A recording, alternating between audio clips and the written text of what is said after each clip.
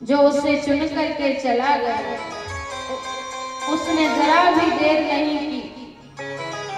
धम्म बंधुओं, आज घोड़े ने दम तोड़ दिया है, घोड़ा भी मर गया है। सारथी छंदक को और दुख होने लगा। आज रोता हुआ बिलखता हुआ शाम तक घर पहुंचता है, महल पहुंचता है और जाके कहने लगा, महाराज महाराज महाराज। इतना सुनकर के महाराज कहने लगे, क्या हुआ, कैसे क्यों चिल्ला रहे हो सारथी छंदक? सारथी छंदक रोते हुए कहने लगे, महाराज आपका पुत्र सिद्धार्थ घर छोड़ करके चले गए। इतना सुनकर के महाराज कहने लगे, सारथी छंदक तुम पागल तो नहीं हो गए हो, ऐसा नहीं हो सकता। महाराज को विश्वास नहीं हो रहा था। सारथी छंदक ने वस्त्र और गहने बताए हैं कि महाराज ये देखिए, राजकुमार सिद्धार्थ ने ये वस्त्र गहने भिजवाए हैं। और सब देख करके धम्मबंधु महाराज दुखी हो जाते हैं, रोने लगते हैं, फूट फूट करके रोने लगते हैं। ये खबर पूरे नगर में फैल जाती है कि सिद्धार्थ गौतम घर छोड़ करके चले गए हैं। धम्मबंधुओं, आज क्या होता है? जिसने सुना वो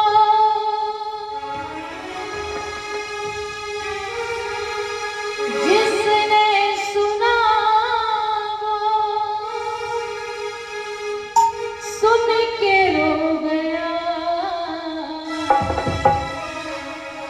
सोचे महाराज मेरा लाल क्यों गया।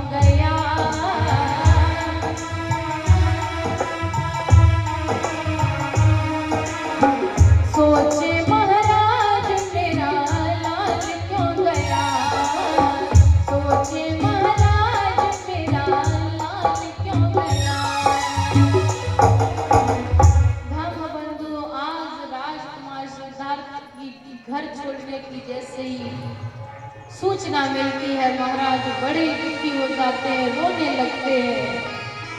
इधर क्या होता है सुनिएगा। जब ये बात यशोधरा और प्रजापति गौतमी को मिलती है,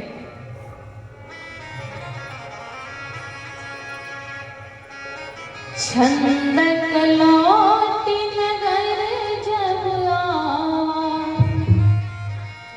समाचार सब जाई बतावा।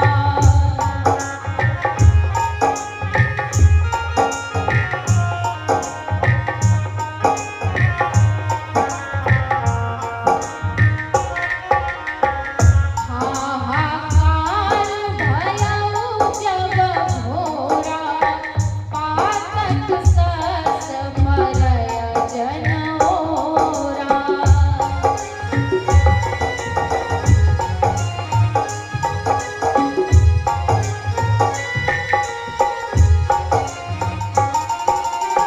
प्रजापति अतहापत तापा, करहि अधीर मिलाप अलापा।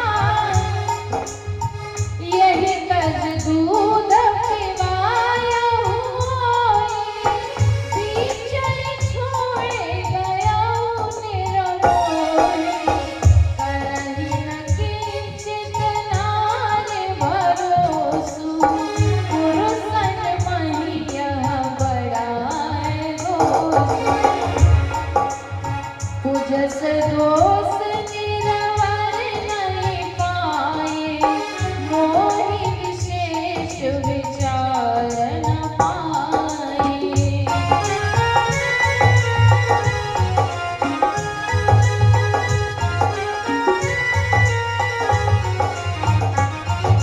हम बंधु राजकुमार का समाचार सुन करके आज महाराज व्याकुल हो जाते हैं, कुछ बोल नहीं पाते हैं। पुत्र के वस्त्र और गहनों को देख करके दुखी हैं, रो रहे हैं। धर्मबंधु प्रजापति गौतमी तो पागल सी हो जाती है, रो रो करके कहती हैं, तू इस माँ को छोड़ करके चला गया, एक बार भी उस माँ का ख्याल नहीं आया जिसने तुझे दूध पिलाया, एक बार भी नहीं सोचा उस माँ के बारे में। और यशोधरा कहने लगी,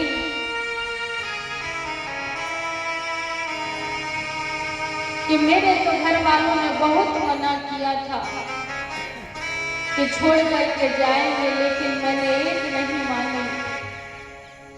पुरुषों की तो यही आदत होती है, छोड़ करके जाने की आदत होती है। धर्मबंधु आज यशोधरा रोने लगती हैं, उनकी हालत तो ऐसी हो जाती है जैसे कि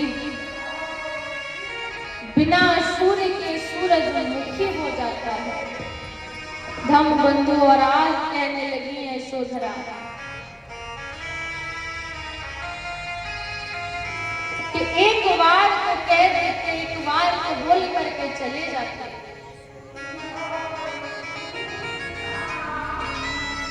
और आज कहती हैं, रो रो करके कहती हैं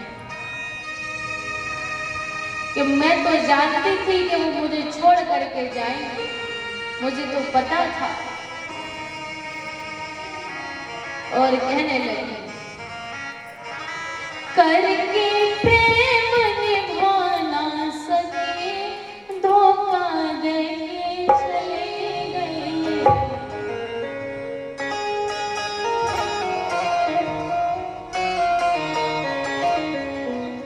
करके प्रेम निभा ना सके, धोखा देके चले गए। बेदर्दी धोखा देके चले गए।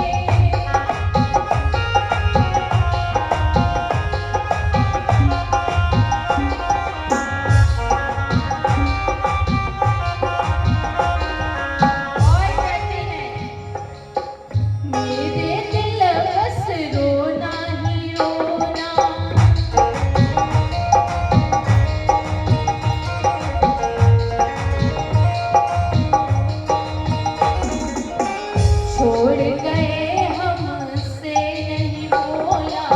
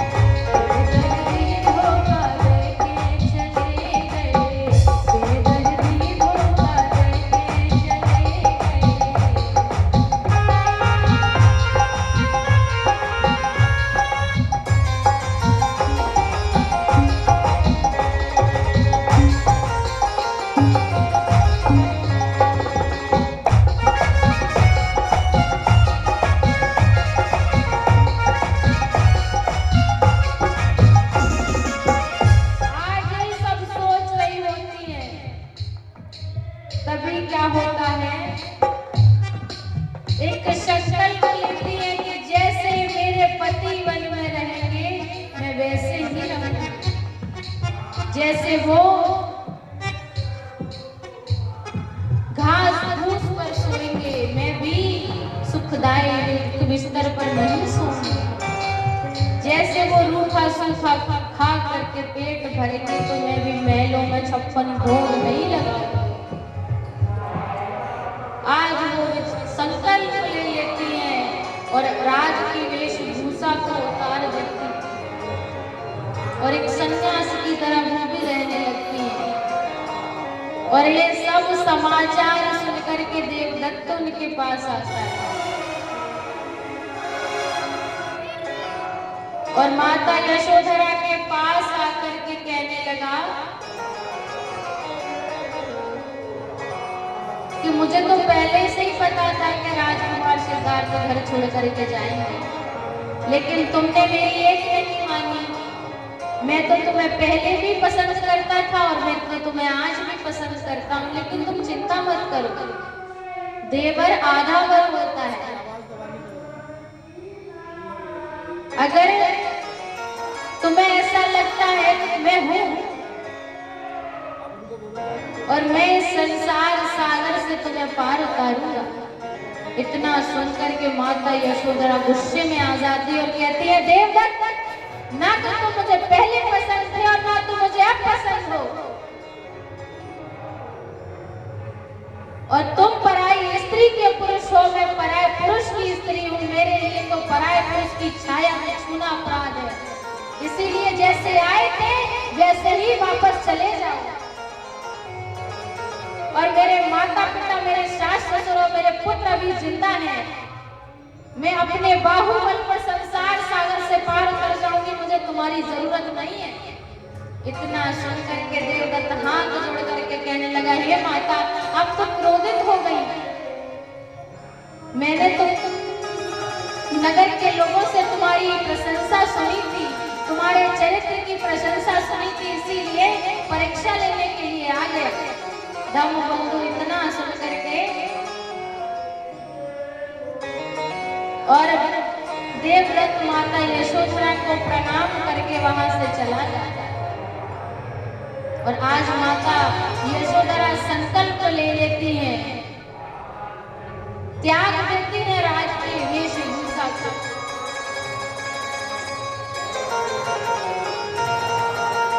धम्मबंधु ये बात सच है कि हर मर्द की कामयाबी के पीछे औरत का हाथ होता है।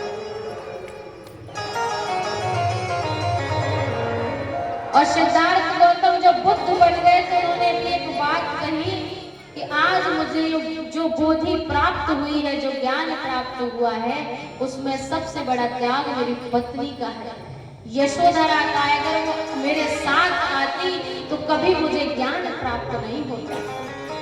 तो आज माता यशोधरा ने भी त्याग किया, वरना कोई और होती तो दूसरी शादी कर लेती। आज आप देखते हो कि अगर किसी औरत का अगर पति मर जाए तो वो दूसरी शादी कर लेती है, दूसरा विवाह कर लेती है। अगर किसी भी वजह से पति से झगड़ा हो जाए तो तलाक देकर के दूसरी शादी कर लेती है। लेकिन धन्य है वो रावण माता जिसने इतना बड़ा त्याग किया। बोलिए तथागत बुद्ध की, बोलिए माता यशोधरा